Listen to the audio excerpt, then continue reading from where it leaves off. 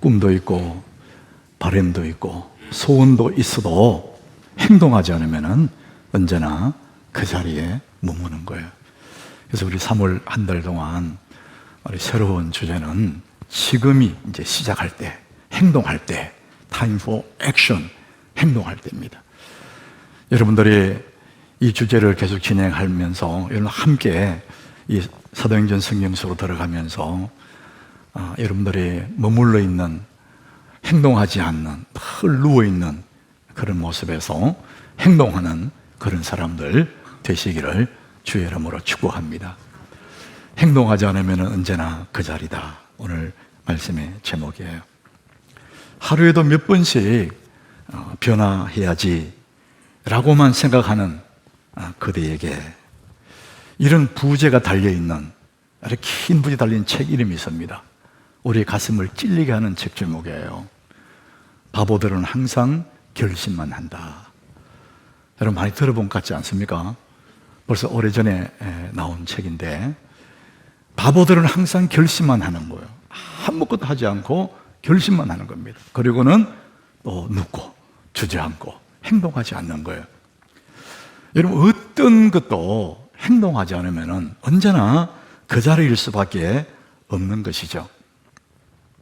오늘 저는 이 말씀의 제목을 본문 11절에서 잡았어요. 여러분 본문 11절에 보면 이제 그런 말들이 나와요. 예수님이 이제 이 땅의 사역을 다 마치시고 구름을 타고 공중으로 하늘로 올라가셔요. 제 아들은 이제 주님 가시는구나 섭섭함도 있었겠지만 두려움도 있어요.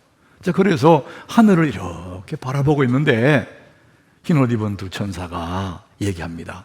갈릴리 사람들아, 어찌하여 서서 하늘을 쳐다보느냐?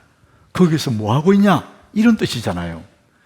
너희 가운데서 하늘로 올려지신 이 예수는 하늘로 가심을 본 그대로 오시리라 하였느니라. 예수님은 이제 성천하신 그 모습 그대로 다시 때가 되면 이 땅의 심판주로 오실 텐데 너희들은 지금 하늘만 쳐다보고 있을 때가 아니다는 거예요. 왜 그러고 있느냐? 이런 얘기입니다. 할 일이 있다, 그런 말씀이죠. 여러분 행동하지 않으면 언제나 그 자리예요. 그래서 우리 사람들, 우리 인생, 우리 한 세상을 살아가는데 세 가지 C로 내 인생이 결정된다, 그런 말이 있습니다. 모든 사람이 해당되는 이 세 가지 C, 영어로 C, 요 C로 결정이 되는데 첫 번째 C, 이것은 chance, 기회입니다. 기회. 우리 삶의 모든 순간들이 기회입니다. 어린 시절에 뛰놀고 공부해야 될 그런 기회, 청년의 시절에 꿈을 꾸고 장년의 시절에 일을 해야 할 그런 기회들이 늘 우리 앞에 있는 거예요. 그래서 첫 번째 C가 chance, 기회입니다. 두 번째 C는 뭐냐? 이 기회를 선택하는 겁니다. choice. 여러분 기회라는 것이 선택하지 않으면 그냥 지나가 버리죠. 내가 선택하지 않으면 나와 아무 상관은 없는 겁니다. 그래서 그 기회를 choice, 선택하는 겁니다. 자, 이제 세 번째 C가 중요하죠. 이 세 번째 C가 뭐냐? 이 선택한 것에 대해서 챌린지, 도전하는 겁니다. 행동하는 거예요. 그래야 이 기회가 나의 것으로 될 수가 있다는 것이죠. 그래서 기회를 붙잡고 선택하고 도전하고, 그럴 때 우리는 나름대로의 인생의 삶을 살아갈 수 있고 뭔가를 이루면서 살아갈 수가 있다는 것이죠. 여러분 성공한 사람들 한결같이 하나도 예외 없이 다 이 세 가지를 이룬 사람들입니다. 여러분 볼 때 주변에 참 괜찮은 사람이에요. 모든 것이 인격도 좋고 참 괜찮은 사람인데 늘 어영부영 사는 사람이 있어요. 나름대로 성공을 못하는 사람이 있습니다. 이유는 한 가지입니다. 행동하지 않습니다. 그 사람도 꿈도 꿨고 그 사람도 소원도 가지고 있었고 바람도 있었지만은 한 가지를 안 했어요. 마지막 챌린지, 도전하는 거죠. 행동하지 않은 겁니다.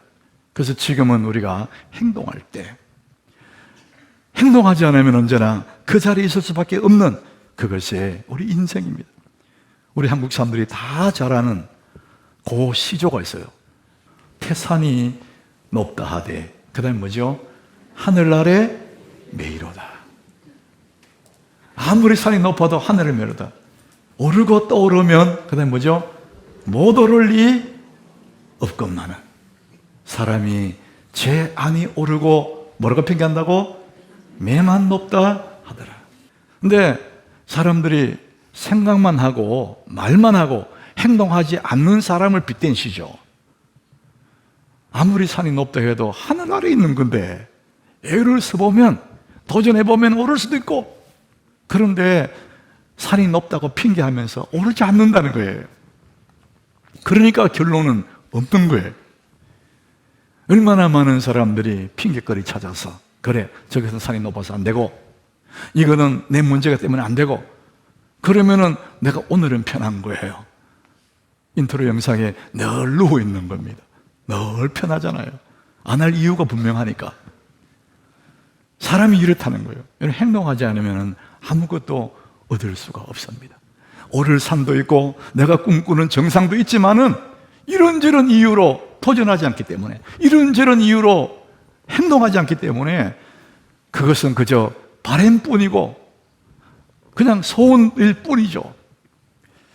그런데 진짜 오르고 싶은 마음이 있지만, 기회가 왔지만은 그 기회를 붙잡지 못한 그런 현실적인 어려움 때문에 포기했거나 미뤄놓았던 일들이 우리에게 있어요.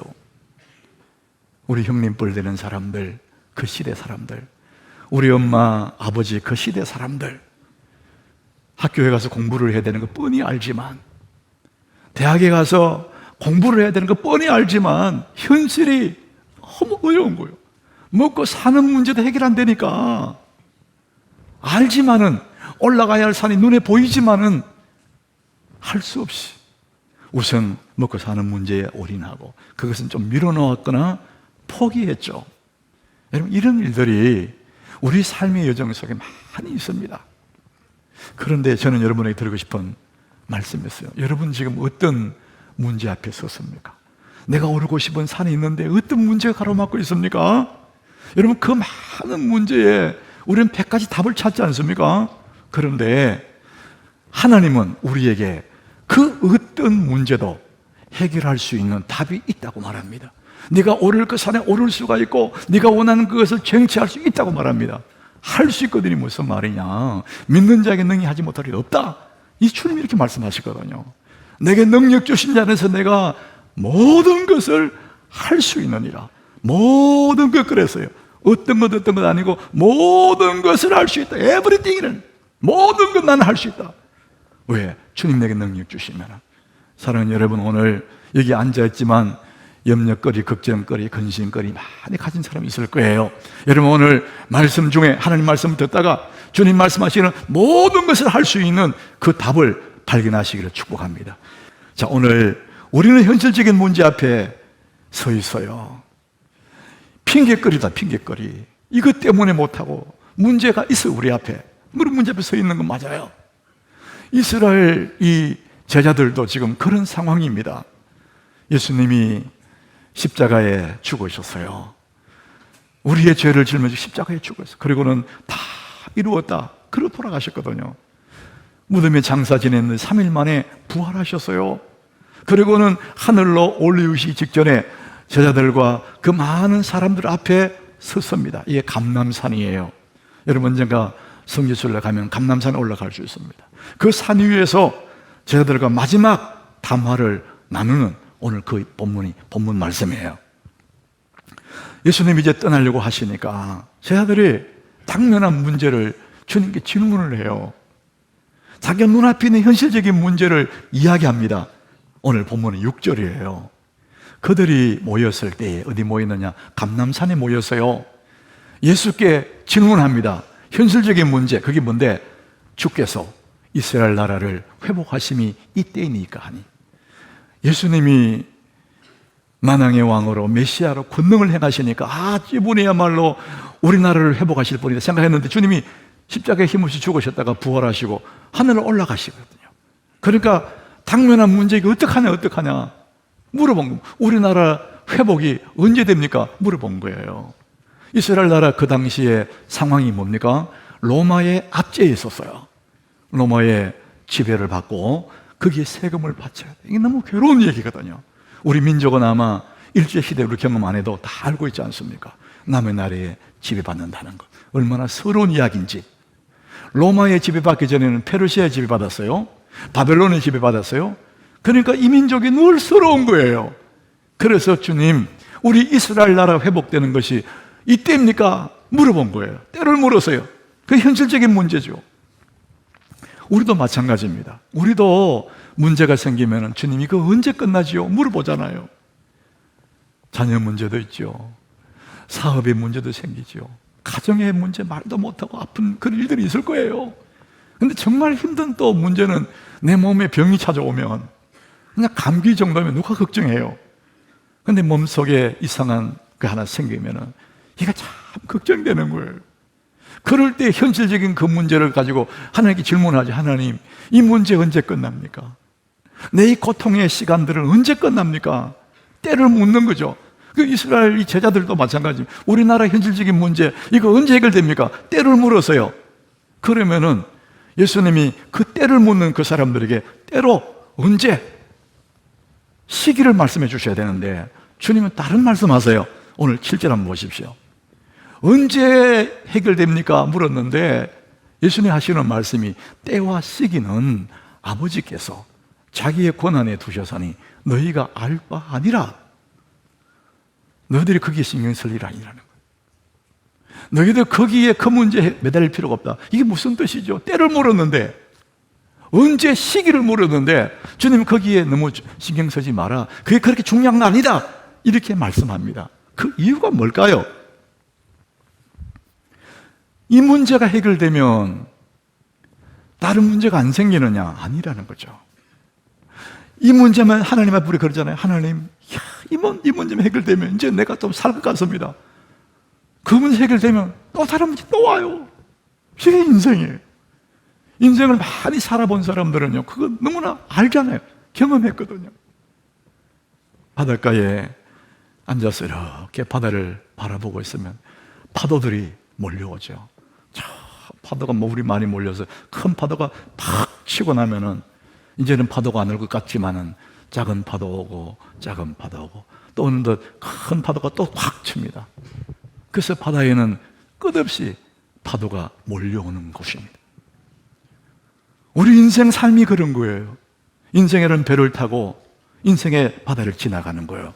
그러니까 우리 삶의 배전에는 늘 문제가 부딪히게 되어 있습니다. 살아있는 한은 문제가 계속 오는 거예요. 그러니까 100가지 문제가 올 때마다 100가지 우리는 답을 찾거든요. 예수님이 그걸 너무 잘 하시는 거예요. 너희들이 당면한 그 문제, 언제 문제 해결됩니까? 하지만은 그 문제 해결됐다고 끝나는 거 아니다. 그 모든 문제를 일시에 해결해 버릴 수 있는 진짜 답을 내가 알고 있다. 그 답을 주시기를 원하시는 거예요. 자, 오늘 여러분 그 답이 뭐냐? 8절입니다. 근본적인 답입니다. 우리 같이 읽어봅니다. 오직 성령이 너에게 임하시면 너희가 권능을 받고 예루살렘과 온 유대와 사마리아 땅끝까지 이르러 내 증인이 되리라 하시니라. 우리가 너무나 많이 알고 있는 말씀이에요. 너희들은 때를 얘기하고 이 문제의 답을 얘기하지만은 그 문제 해결된다고 끝나는 거 아니야. 궁극적인 답이 있어. 그 모든 문제를 이겨낼 수 있는, 그 모든 문제를 일시에 해결해 버릴 수 있는 한 가지 답이 있는데 그게 뭐냐? 성령을 받으라는 거예요. 성령이 너에게 임하시면 너희가 권능을 받는다. 이 권능은 다이나믹한 파워를 말하는 파워, 힘이라는 말이죠. 이 힘을 가지게 되면 그 모든 것들을 다 이길 수 있다. 그러니까 너희들이 그 때를, 그 답을 생각하지 말고 궁극적인 답, 성령을 받아라, 권능을 받아라, 이 말씀을 하시는 거예요. 사람들은 힘을 좋아하는 힘. 어떤 몸이 아주 병약한 남자가 있었답니다. 이 남자가 자기 몸을 가누기도 힘드는 그런 삶을 사는데 자기 집 앞에, 대문, 문 앞에 큰 바위가 가로막고 있었어요. 바위를 피해서 다니기가 너무 힘드니까 하나님 앞에 투정을 부려서, 하나님, 내가 너무 몸이 약한데 이 바위를 좀 옮겨주세요. 좀 치워주세요. 하나님이 말씀하셨어요. 사랑하는 내 아이야, 너 오늘부터 그 바위를 힘차게 밀어라. 그래서 이 사람은 그날부터 하나님 말씀을 따라서 바위를 밀기 시작했습니다.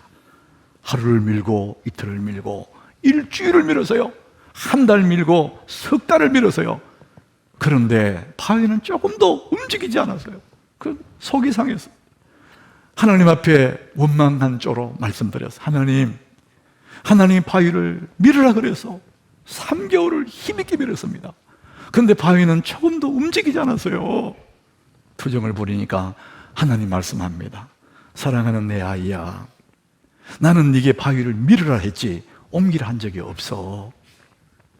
너 지금 방에 들어가서 거울 앞에 서봐. 이 남자가 방에 가서 거울 앞에서 자기의 위통을 탁 벗어보니까 그렇게 약하던 그 몸이 근육질의 사람이 되어 있는 거예요. 이제는 그 바위를 힘으로 깨서라도 옮길 수 있는 힘을 가진 사람이 되어서요.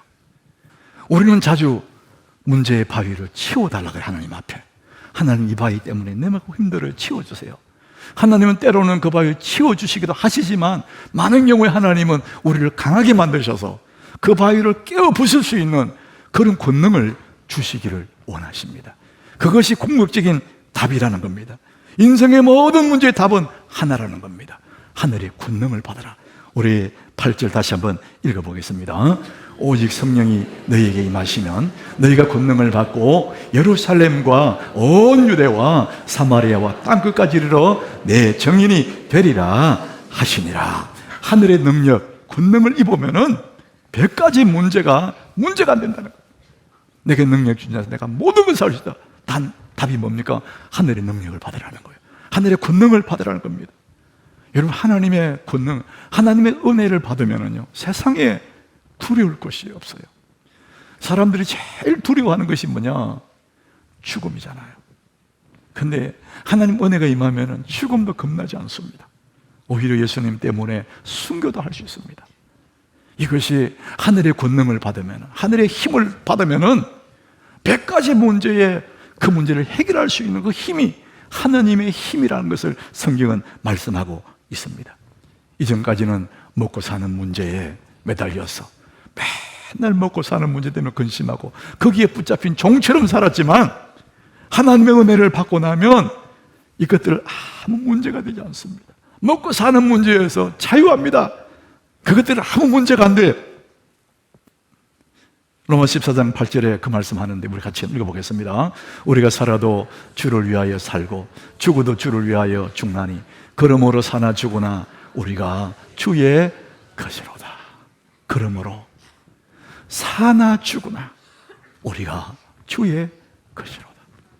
이전에는 살려고만 했었는데 이제는 살아도 주를 위해 살고 죽어도 주를 위해 살고, 그래서 살아도 죽어도 우리는 주님의 것이로다.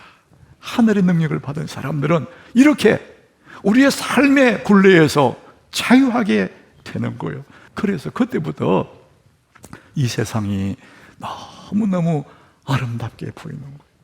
걱정 근심 많은 세상이 아니라 너무나 아름다운 세상. 참 아름다워라 주님의 세계. 저 산에 부는 바람과 잔잔한 시냇물, 아침에 동요 햇살과 저녁의 그 석양이 너무너무 아름다워.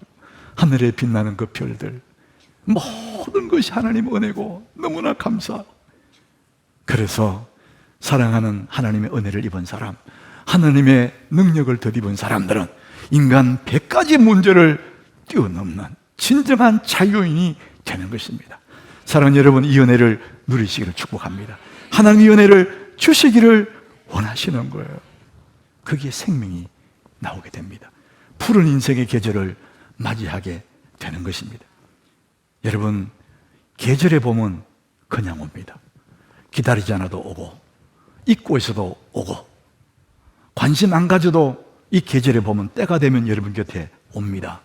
그런데 우리 인생의 봄은 내가 맞이해야, 영접해야 인생의 봄이 내게 오는 거예요. 예수님이 십자가에 죽으시고 부활하심으로 이미 다 이루어 놓았어요. 내 곁에 와 있어요. 인생의 봄, 영원한 인생의 봄은 예수님인데 그 예수님 인생의 봄 와 있지만은 내가 영접하지 않으면 나와 상관이 없습니다. 그러나 누구든지 예수 그리스도를 영원한 생명의 인생의 봄, 예수님을 나의 구주로 맞이하면 고목 같은 내 인생에도 푸르고 푸른 아름다운 계절이 오는 거예요. 여러분 삶에 거기에 꽃이 피기 시작하는 겁니다. 인생의 모든 문제의 답은 예수 그리스도입니다. 사랑하는 여러분, 이런 일 저런 일 다 힘드십니까? 괴롭고 답답하십니까? 답은 한 가지입니다. 우리 인생에 보면 예수 그리스도를 나의 구주로 영접하는 거예요. 그분이 오시면 그 모든 문제를 이겨낼 수가 있습니다. 오늘 우리 하나님께 오신 여러분들은 예수님을 구주로 믿는 사람들이에요. 자, 그러면 우리가 어떻게 할 거냐? 우리 자신을 은혜의 자리, 복된 자리에 우리 자신을 날마다 갖다 놓는 거예요. 이게 내가 할 일이거든요. 아는 것으로 되는 것이 아니라 행동해야 되는 거잖아요. 은혜의 자리에 내 자신을 갖다 놓는 거예요. 성경에 보니까 복 있는 사람은 악인의 꾀를 따르지 않는데요, 죄인의 길을 서지 않는답니다. 오만한 자의 자리에 앉지 않는데요. 세상에 재미있는 게 많잖아요. 거기에 가서는 안 된다는 거예요. 은혜의 자리에 나 자신을 두는 거예요. 그럴 때 우리는 하나님의 은혜를, 하나님의 능력을 경험하게 되는 것이죠.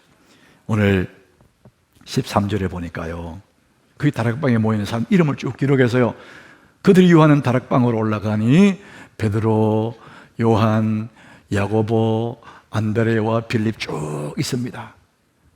오늘 예수님이 제자들을 쭉 이름을 썼는데 11명이, 세보면 11명이에요. 근데 거기에 예수님 제자가 12명이잖아요 원래. 근데 한 명이 없어요. 누가 없어졌습니까? 가룟 유다가 없어졌어요. 복음서를 읽어보면 예수님이 제자들을 기록을 할 때마다 항상 이런 패턴으로 기록했어요. 맨 먼저 베드로, 요한, 야고보 이런 식으로 쭉 기록하고 마지막에 가서 가룟 유다를 딱 기록했거든요. 항상 가룟 유다는 끝자리에 있었어요. 그러다가 오늘 본문에 보니까 유다가 빠졌어요. 누가 뺀 게 아니고 스스로 빠진 거예요. 어디 갔냐? 성경은 뭐라냐? 제 길로 갔다, 자기 길로 갔다, 이렇게 말합니다. 그 너무나 영광스러운 은혜의 그 자리에, 그 복된 그 자리에 이름이 빠졌어요. 자기 길로 갔어요. 너무나 슬픈 인생이 되는 거예요. 교만한 자리에, 죄악의 자리에 가 있어 봐요. 그거 비교가 안 되잖아요. 재미있을지는 모르지만 아무것도 아니거든요. 여러분이 여러분을 사랑한다면, 정말 여러분 자신들을 아낀다면 은혜의 자리에 자기를 두시기를 바랍니다. 예배의 자리에 두고 기도의 자리에 두는 거예요. 여러분 오늘 14절에 보니까요, 거기에 여자들과 예수의 어머니 마리아와 예수의 아우들, 제자들 이름 쫙 적은 다음에 그 다음 산 이름을 쫙 적어놨어요. 이들이 모여서 뭐였냐? 마음을 같이 하여 오로지 기도에 힘쓰니라. 마음을 같이 오로지 기도에 힘쓰니라. 혼자 기도할 수도 있지만은 함께 모여서 기도하는 거예요. 거기에 역사가 일어나는 거거든요. 나 혼자는 그냥 작은 불이지만은 함께 모이면 거대한 불길이 되는 거예요. 하나님이 그 가운데 은혜를 부으신다고 말씀합니다. 마태복음 18장 19절에 보니까요, 땅에서 합심하여 무엇이든지 구하면 하늘에 계신 내 아버지께서 그들을 위하여 이루게 하시리라. 합심하여 기도하는 그 자리에 주님이 계신다는 거예요. 그 다음 절 우리 같이 읽어보겠습니다. 두세 사람이 내 이름으로 모인 곳에는 나도 그들 중에 있느니라. 우리가 함께 모이는 그 자리에 주님이 그들 중에 있느니라 그랬습니다. 은혜의 자리에 나 자신을 두고 이 은혜의 대열에서 빠지지 마십시오. 여러분 힘을 써서, 애를 써서 은혜의 자리에 여러분을 두시길 바랍니다. 그러면은 하나님의 은혜를 부으십니다. 100가지 문제를 이길 수 있는 하늘의 능력을 부어 주십니다. 여러분 행동하지 않으면 언제나 그 자리예요. 오늘 말씀을 듣는 여러분들 행동하셔야 됩니다. 근심의 자리에 앉아서 걱정하지 말고 불안해 떨지도 말고 하나님의 은혜의 자리에 자기 자신을 두시길 바랍니다. 하나님의 은혜를 베푸실 것입니다. 여러분의 인생에 진정한 봄이 오기를 주의 이름으로 축복합니다.